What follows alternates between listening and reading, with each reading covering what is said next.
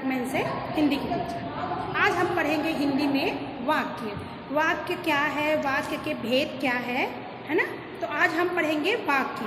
वाक्य, सही वाक्यों में हम अगर अर्थ ग्रहण करने की दृष्टि से देखें तो जो वाक्य होते हैं, जो अर्थ को ग्रहण करने के लिए प्रयुक्त होने वाले, जो निश्चित मात्रा में, जो निश्चित क्रम में हम जो शब्दों को पिरोते हैं, निश्चित स्थान में रखने की जो प्रक्रिया होती है पाठ्यक्रम में, उसे हम वाक्य कहते हैं। ऐसा ना करके जैसे हम किसी वाक्य को, शब्दों को क्रम वाइज पिरोते हैं और एक निश्चित अर्थ को प्रदान करते हैं, वो शब्द ही निश्चित क्रम में आने के बाद एक निश्चित अर्थ प्रयुक्त प्रदान करने पर वह शब्द जो है वो वाक्य बन जाता है। तो इस प्रकार वाक्य क्या है, शब्दों की एक क्रम वाइज व्यवस्था होती है। तो शब्दों को, इकाई को ही हम वाक्य कहते हैं। आप देखते हैं हम वाक्य के भेद। वाक्य के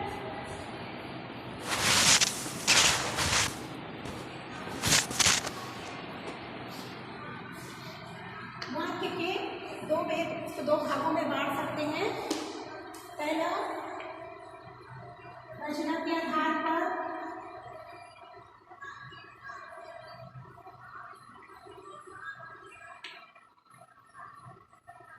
दूसरा भाग में बांट सकते हैं हम अर्थ के आधार पर।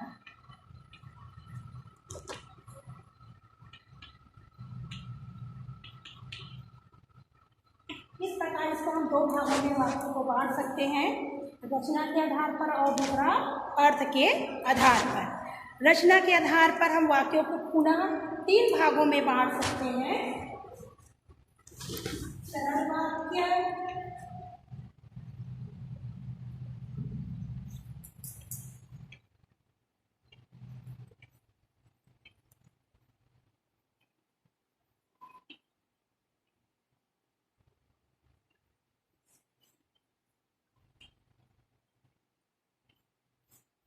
तीसरा है सरल वाक्य, संयुक्त वाक्य और तीसरा मिश्र वाक्य।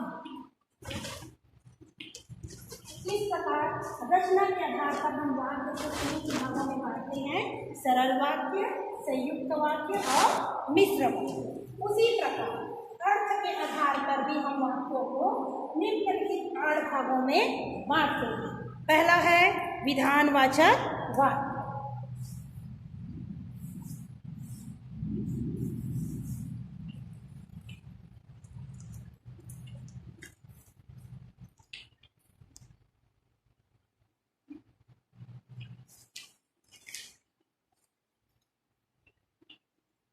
विधानवाचक वाक्य, पहला अर्थ के आधार पर विधानवाचक वाक्य। उसी प्रकार दूसरा है विधेयवाचक वाक्य। विधेयवाचक वाक्य, ये हो गया अर्थ के आधार पर हमारा दूसरा प्रकार। उसी प्रकार तीसरा है प्रश्नवाचक वाक्य।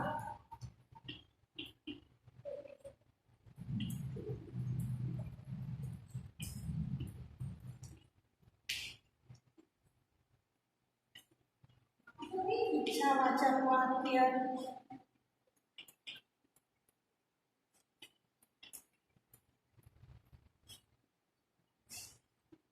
निश्चयवाचक वाक्य,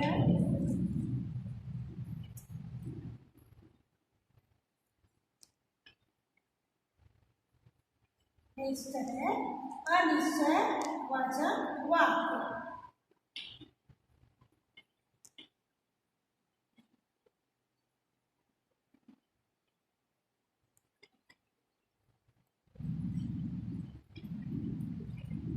फिर नेक्स्ट है संकेतवाचक वाक्य।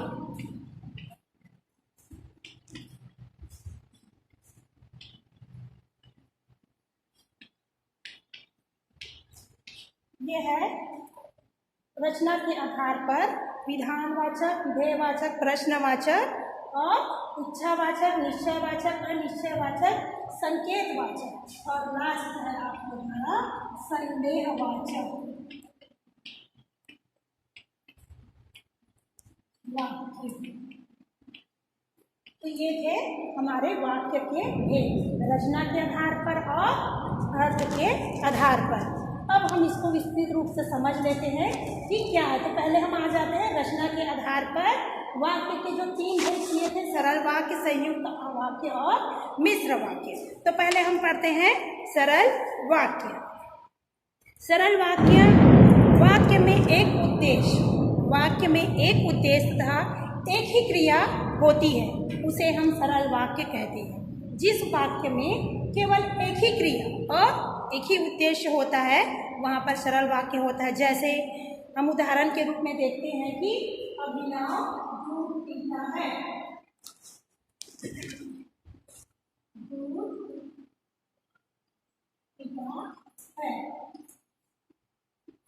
यहाँ पर अभिनव जो है उद्देश्य है और उसकी एक ही क्रिया कि वह जो है दूध पी रहा है।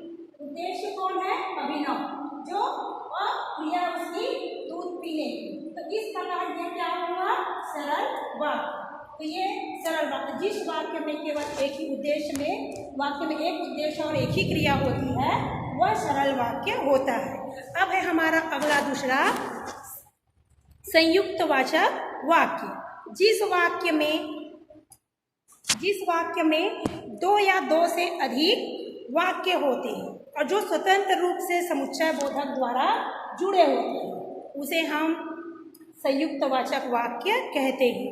जैसे कि देखो, जिस वाक्य में, जहाँ पर किसी भी वाक्य में केवल एक क्रिया ना होकर, जहाँ पर क्रियाएं अलग अलग हो सकती है, एक से अधिक क्रियाएं हो सकती है, या वाक्य जो है हो सकता है, और वो स्वतंत्र होते हुए भी विभिन्न जो समुच्चय बोधक जैसे तत्व होते हैं या मुझे तत् ऐसे शब्दों से जो जुड़े होते हैं, उसे हम संयुक्त वाचक वाक्य कहते हैं। जैसे इसके एक उदाहरण में हम देखते हैं कि रमेश और रीमा विद्यालय चले। संयुक्त वाचक वाक्य का उदाहरण है रमेश,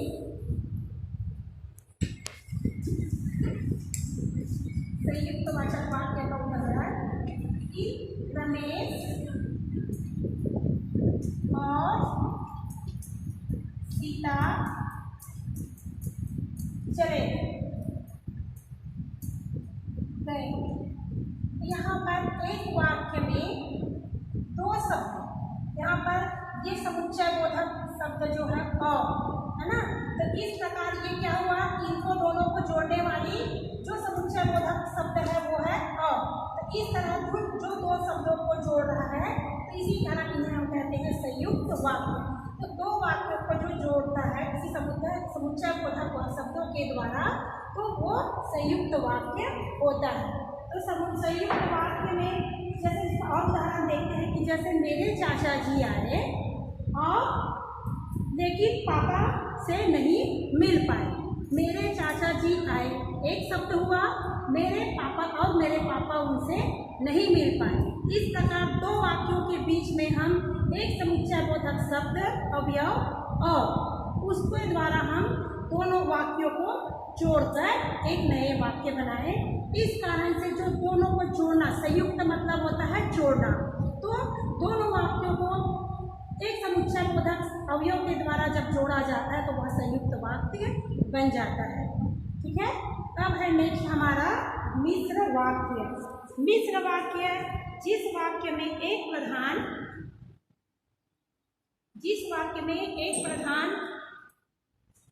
उपवाक्य या एक से अधिक आश्रित उपवाक्य होते हैं, वहाँ मिश्र वाक्य होता है। क्या है? देखो, जो कोई वाक्य है उसमें एक प्रधान वाक्य तो होता ही है, साथ ही उसके साथ एक उसका आश्रित उपवाक्य भी होता है। प्रधान वाक्य के साथ में आश्रित वाक्य, वहाँ पर मिश्र वाक्य होता है। इसके उदाहरण देख लेते हैं हम।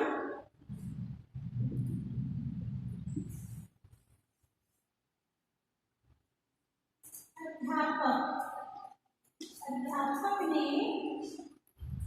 हमें बताया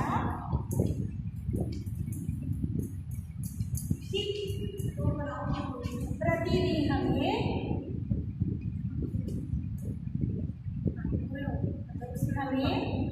सुबह उठना चाहिए।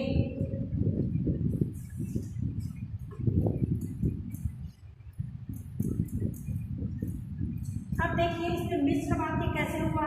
पहला ने हमें बताया। ठीक है कि अब है दूसरा वाक्य है प्रतिदिन हमें सुबह उठना चाहिए। तो एक वाक्य उपवाक्य में दूसरा ये जो है उसके ऊपर आश्रित है। अध्यापक ने हमें बताया कि क्या था, एक उपवाक्य था, उसके आश्रित वाक्य है कि प्रतिदिन हमें सुबह उठना चाहिए। तो इस प्रकार एक वाक्य में एक प्रधान उपवाक्य के साथ जो उसका दूसरा एक से अधिक आश्रित उपवाक्य भी हो सकते हैं। तो इस प्रकार ये उसका आश्रित वाक्य था कि प्रतिदिन हमें सुबह उठना चाहिए। तो ये है मिश्र वाक्य।